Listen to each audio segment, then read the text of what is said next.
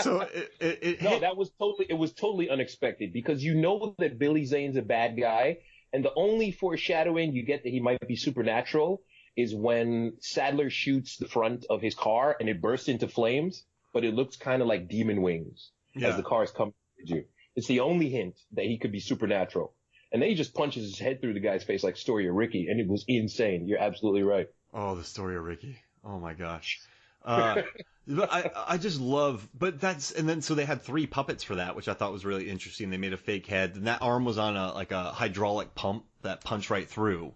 And then when I was 14, when he was punching with the head, and when he threw the head at the guy, but in this one, when he hit Sadler, you hear the punch sound effect. But Heads up. yeah, I don't know why, man. This movie, it was weird because I'm telling you, dude, by this time I had already watched Natural Born Killers, right? I bought it used on VHS. But for some reason, man, this movie got me. And I guess I explained why. But I think that's maybe another reason why I've remembered it so fondly. And so when people started talking about it again, I just went, wait, people didn't like this movie? Or people didn't know? Because I've loved it. I mean, we didn't really talk about it much, but I've loved this movie for a long time. So, right? The thing about it is, at the time, what is it, 1995? I mean, horror was doing well, but what else came out that year? And then Scream changed everything, right? And kind of kicked it to that kind of style of horror, right? To the curb. But that's because Scream was being self-referential and sarcastic. Yeah. This movie was a straight-up horror movie with a couple of little funny elements in it. It was just trying to copy exactly what was going on with Tales from the Crypt. You get a little booby in there. You get some murder. Crypt Keeper comes out, tells you the pun. Bob's your uncle. Movie's over. That's it. Try the veal. Yeah, exactly. Check, please. So 95, right, was a very bad year. So it was Village of the Damned, Tales from the Hood, Lord of Illusions, Halloween, The Curse of Michael Myers, that hurt. Yes. The sequel to Candyman, Species came out, The Mangler, Children of the Corn 3, Ice Cream Man, Prophecy, which has really held up well. And yes, I mean, that movie's held up. Leprechaun 3, Piranha, like a Texas Chainsaw Massacre, The Next Generation, Vampire in Brooklyn. I mean, horror was in a weird place if you look at 95, where it was at. Bad. So this is a movie that was quite, would you say, dark for the time? Well, compared to the other ones, I mean, especially, excuse me, you talk about the Village of the Damned. Village of the Damned, that was an interesting black and white movie. Terrible remake. And then Casper comes out. It tries to be creepy, but it's Christina Ricci being cheerful. You don't want to be scared of her. Mm-hmm. Species was the best movie of that year. Best horror movie of that year. Yeah, I would say. I mean, that's a A-list B picture. Does that make sense? That worked really well. That's what it is. A bunch of characters, just like Demon Knight, you get a bunch of character actors, which is why you get that whole notion that you were talking about when you were 19. Who's going to live? Who's going to die? There's nobody super, super famous in this movie. You don't know who's going to make it out. Oh, and I was just looking at this in 94. New Nightmare hit me pretty hard. Yeah, I got that. Mouth of Madness, I wasn't too into that. Also, 94, The Crow, which I wouldn't call a horror movie, but when you're 12 watching it. That was it was gothic, Yeah. That was a goth pick, for sure. Was Hey Man Nice? Was that song in there? No. They wouldn't have put Filter in there because that movie was more of a song with, I wish that you could be my lover. Yeah. And you will die. That kind of, the Queen of the Damned type music would be in that movie. Queen of the Damned. I had the Crow soundtrack too. I know I had my brother had it, and we would play that thing nonstop. Really? That was a good soundtrack. Cassette. You wear all black clothes and paint your fingernails and just think dark thoughts. That's a creepy thing, man. It's a dark thought. I was the kid who watched all the movies that the goths watch, but I wasn't a goth. Okay. Does that make sense? And that led to your tomfoolery and shenanigans. Yeah. I understand. Here he comes. It's the Hoffmeyer kid from down the block. He tried to do an ollie. Yeah. Whenever he fills his tank, he always drops a little gasoline on the ground. He smokes candy cigarettes, but for real.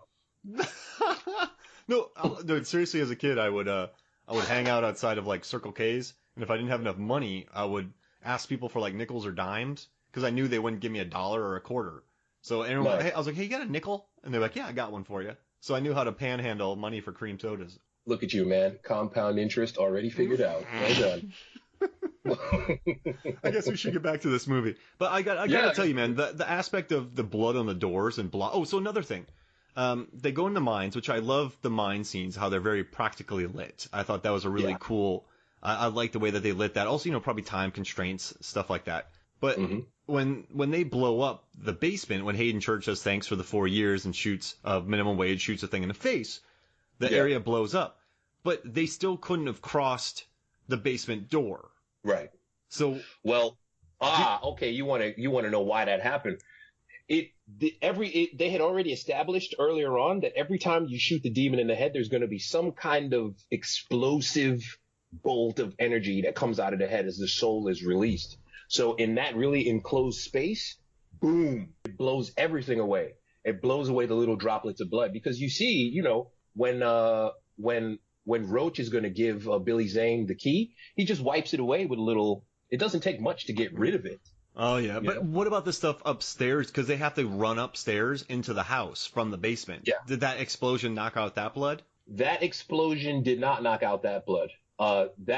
What ends up canceling all the blood is the death of Sadler at the end.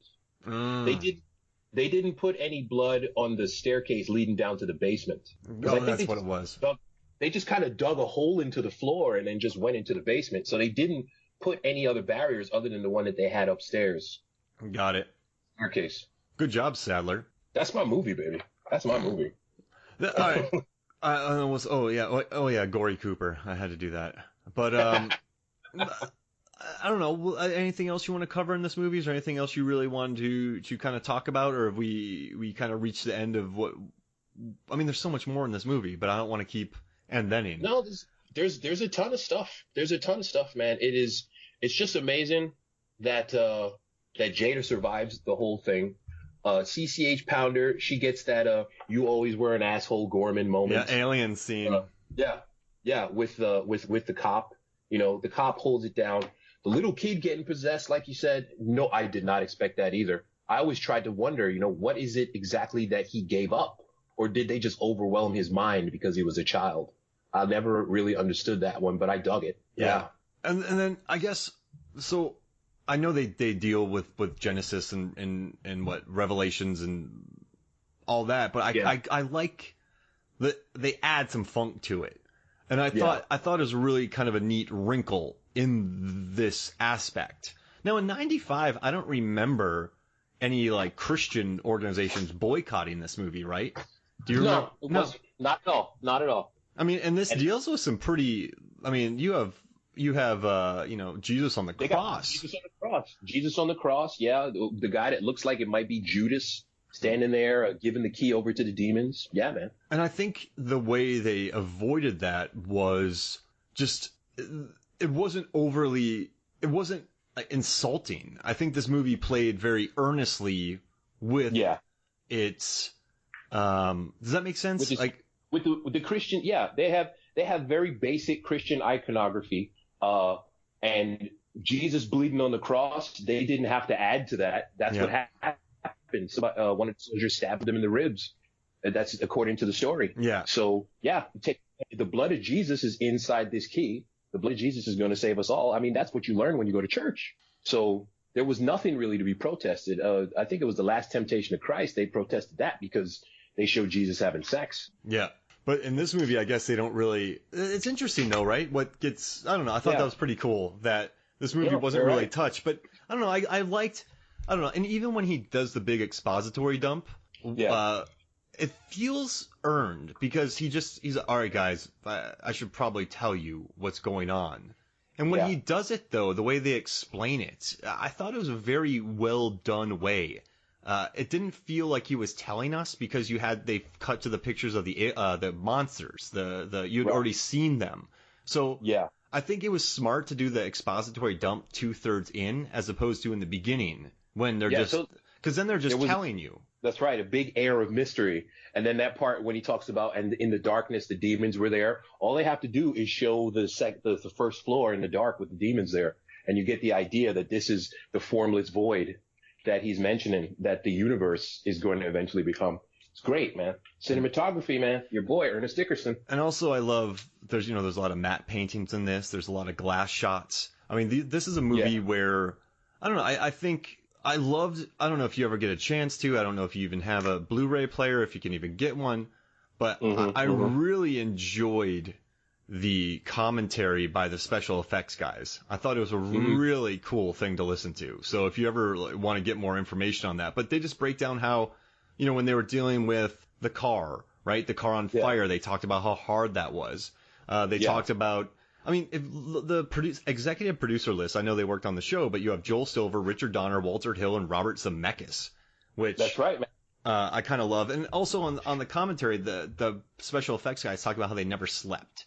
And I kind of love that. I mean, their script. So in this movie, you have a script change, right? But then that means you have, so if something changes, that means you have to bring the demons back a day earlier, which means you have to be on set the next day much earlier. One of the guys who set up Pounder with they bulked her up so she could hide one of her arms because her arm gets, I love that her arm gets ripped off. That's awesome. But her arm snapped backwards and then ripped off. And it's not bit or anything or hacked. Like, it's just pulled. And she wanted the guy who made the thing to be on set. So the guy was really honored about that.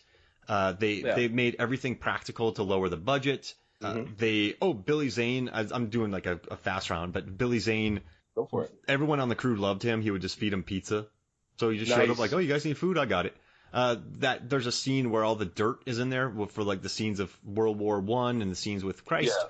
But they got the dirt cheap and it was half manure, so it stunk up the whole place. So they had to cancel the day, which I kind of love. And then one time there was like a break and everyone stepped outside and Billy Zane was doing a chorus line with the demons. The demons? Yeah. Is that on YouTube somewhere? That would be great. Yeah, and then Ernest Dickerson thinks that the Lord of the Rings ripped off the look of the orcs from his demons. They're wearing earrings too, man. Think about it. Same hot topic. And another funny thing is, not funny, interesting thing, the demons in this film, they couldn't look through their eyes. Their eyes were actually battery lit and they were, green.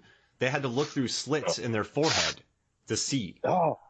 So I thought that was pretty cool. And then that scene where the demon runs through the red and then explodes. And then it's funny. They're like, they're like, that's an actor. And like, oh, then we threw a dummy. Like, so they just had a lot of fun. Also, they talked about a pretty interesting thing about leg extensions. They wanted to be the first that could pull it off because they said there was a debacle on Predator, which if you think about was JCVD. Right. They first had him. Yeah. And he was too short. But also, you watch this movie and, they filmed it on film and they use really high speed film, but so you can see the grain in some shots. You turn up the gain, you can see, more grain on the camera. But I just thought it was funny. And another line, the producer guys said, they're like, in the beginning, there was no budget. which made me. If you watch episodes of Tales from the Crypt, I mean, it's a good looking show, but it doesn't look expensive. That's the whole point of Tales from the Crypt. It's supposed to be cheesy and schlocky, but gory. And it's like because that's what those comics are. It's like the Doctor Who, right? Where you're almost in a different location every time, so you can't really reuse sets. You always have to be building new sets, and so you can't.